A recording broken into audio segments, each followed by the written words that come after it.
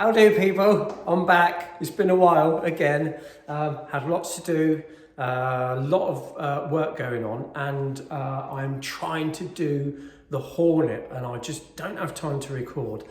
But because this is kind of, I would say, more of a special day, i.e. we're doing some paint, I thought I'd try and do a bit of recording for you. So I'll try and keep the chat to a minimum because I've got lots and lots to do, and I'm better with a spray gun than I am with this. So I'll just kind of guide you around what I'm going to do, and what I'll probably end up doing is, rather than speaking in between like coats of paint, I'll just kind of tell you the procedure and then just do it, and then we can cross our fingers and hope that it's going to be okay by the end of it. So I will just show you what's going on and then we'll get to it. Right, okay, so this is the belly pan,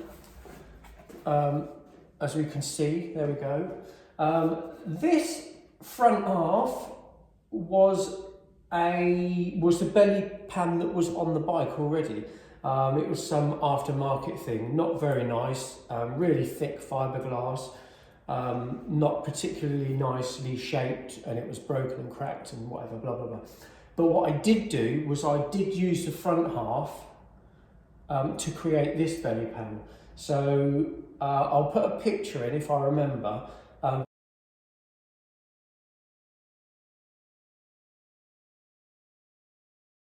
Basically, this is the original half, and then this kind of going up here is all kind of handcrafted to make it into a full belly pan. So if you see the picture, you'll see this half in metal, and then it was blended into the original and bodyworked, and you know, all the usual. Then from that, I then did an overlay with fiberglass. So basically, say this is the original panel that I've made. I then got my fiberglass cloth, not matte, cloth, and overlaid it onto the top. So basically what you're kind of doing is making a mold, but you get a nice smooth finish. So it allowed me to make a part without having to make a mold first and then making the part from the mold, if that makes sense. And we've got the tank here. There we go. So we have I think it was about 1979-ish maybe, CB750 tank. I obviously went the hard route and used the tank that nobody really uses. Most people use it, I think it's a CB550, because the tunnel underneath is wider and it literally gives you loads of room, and it goes on over the Hornet frame as well. But this didn't, so I've had to cut all the tunnel out to make it fit over the Hornet frame. So that's been fun and games as well. So this is nowhere near an easy fit. This has been, again, yeah, probably 100 hours in messing around with this. Also, it's got little big dimples there, look. We've got one there, one on the other side. That's basically to miss the bars. When the bars go on full lock, the switch gear, no, it's not the switch gear. The clip-on was coming into contact with the tank. And what I didn't want to do was move the tank back, because I didn't want to see too much of the frame, around the headstock, because it's not the prettiest of frames. So the tank is as close up to the headstock as we can go. But that in turn needed these basically hammering in and body working. So that's what they're for. And we have on the top there that is not a CB750 fuel cap. That is the Hornet fuel cap surround. So basically, I cut this part out of the Hornet, so it's cut around here, like that, and basically took this off the Hornet, plonked it onto here and grafted it all in, so it was all welded in and lead loaded and whatnot, and then bodyworked. So basically we can keep the Honda, you know, a modern fuel cap. It's just another thing to make it, you know, a little bit different from the norm. So yeah, so we've got that. If I can get it so we can see some shadow in it, you can see. There we go. Look, you can see the. Don't drop it, Mr. Wayne. We can see the ring around there, and then you can see it just slightly curving off. So it actually looks completely OEM look. So unless anybody was told, they wouldn't know what was going on. And the last piece here are these. If we remember these, do you know what? I'll give you a little insight into the colour and I'll show you where these go. Brace yourselves. Okay, so these are the side pods. I think there is a video on these. So again, like everything, like the belly pan, the side pods, the seat unit, loads of stuff. The radiator covers, everything starts with cardboard, then we go to metal, then we bodywork, then we paint, then we take a mould, blah, blah, blah. But yes, so these are the side pods that extend the seat, you know, make it a bit wider, because the tyre on the Hornet's about, I think it's a 180, and it's too wide for that skinny seat. So we've got these which go on the sides, and I love these look fantastic. We've also got an open cutout there. There we go. That is possibly going to be where the lights are going to go. I'm not 100% sure on that, but I'll show you where these go, and I'll also show you the colour, or is it the main colour? No, maybe. But anyway, here we go. You ready? There we go. Look at that. Look at that. Lovely jubbly pink. So the amount of joking I've done on this, or bikes, oh yeah, I'll do it pink. I thought, you know what? I'm just going to do it pink, and I don't care. So we've gone with this really nice pink. This is what I'm going to do today on the tank and whatnot. So this is a kind of a three-stage system.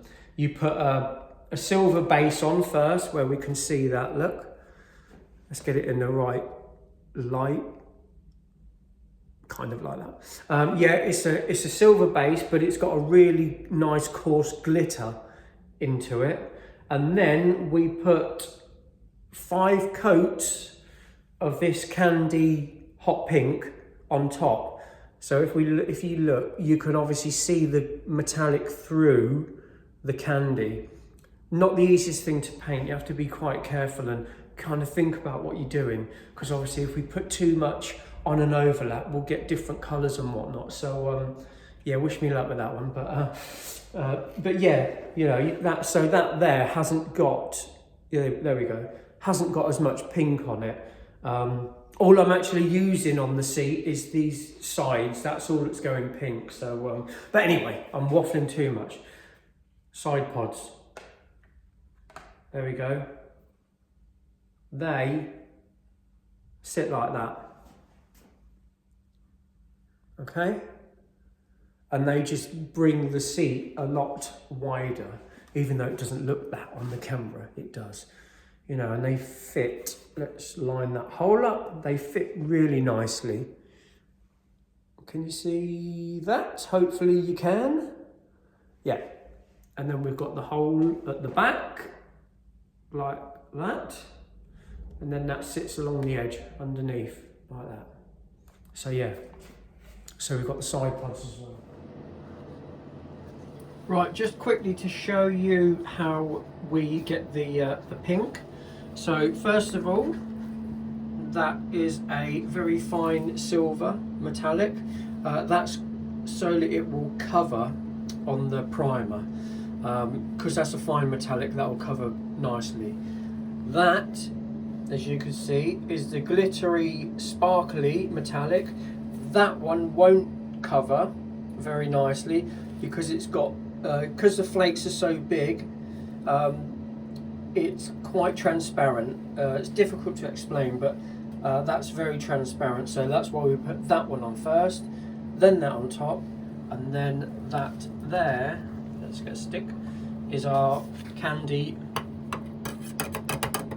pink. There we go. So that is very, very transparent, that one.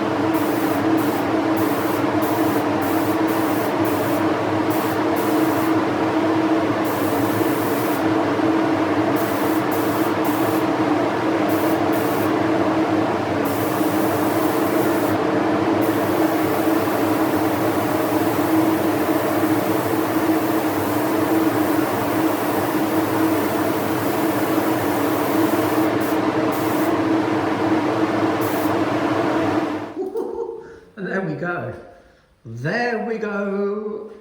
It's got some pink on. Okay. The camera's not picking it up actually. It's a shame because the camera doesn't do it justice. But there you go. So yeah, so that was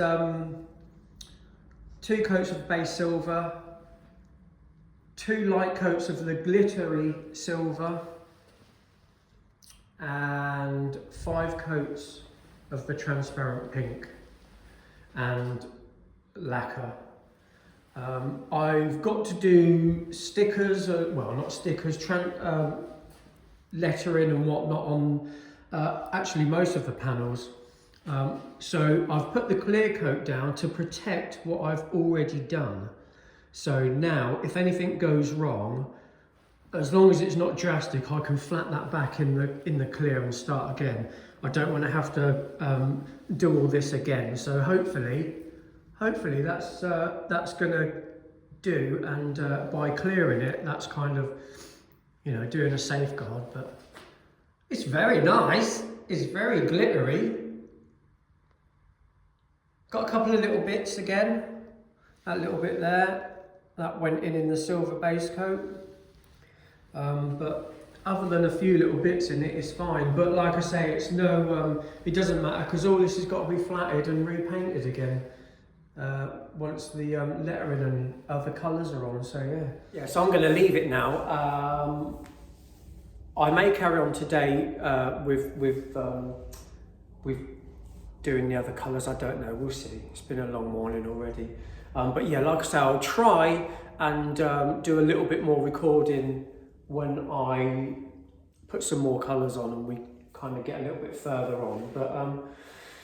But yeah, hopefully that's kind of giving you a little bit of an insight into these kind of bright colours. It's you know, it's quite a process, but very, you know, very much worth it, I think. So, but the Honda's going to look very pink, isn't she? Eh? So yeah, it's all right. But anyway, I'll see you again, whether it's in a few days or a couple of months. But I will be back.